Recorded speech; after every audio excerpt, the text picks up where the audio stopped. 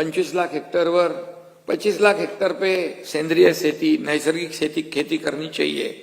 और उसे ऐसा ऐसा अभी देवेंद्र जी के और हमारी जो टीम है उसको और आगे बढ़ा रहे हैं हम लोग, और नैसर्गिक खेती के लिए निश्चित रूप से इसको आगे बढ़ाना ये समाज की आवश्यकता आहे।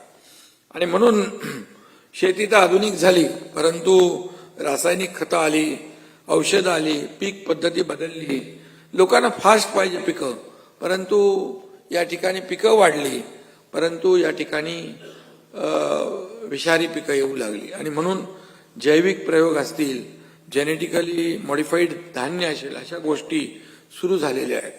आणि म्हणून खरं म्हणजे माणूस आपल्याला जास्त फायदा व्हायला पाहिजे, आपल्या स्वार्थासाठी निसर्गाला देखील वेठीस धरू लागलेला आहे। आणि त्याच्यातूनच खूप मोठं एक धोका पुढे निर्माण होतोय। आणि कमी वेळात जास्तीचं पीक घेण्यासाठी रासायनिक खतांचा वापर सुरू झाला आणि पिकांची अनैसर्गिक वाढ होऊ लागली। आणि त्यातून मगाशी म्हटल्याप्रमाणे पिकाचं प्रमाण वाढलं, अन्नधान्याचं उत्पादन वाढलं, परंतु पूर्वीसारखी धान्याची चव राहिली का? आपल्याला प्रत्येकाला तो अनुभव येतो। आणि म्हणून खऱ्या अर्थाने लवकर पिकाची घाई माणसाला आज विषाच्या खाईकडे घेऊन चाललेली आहे आणि एक मोठा धोका या ठिकाणी समोर आहे। आणि म्हणून यावर एकच उपाय, नैसर्गिक शेती।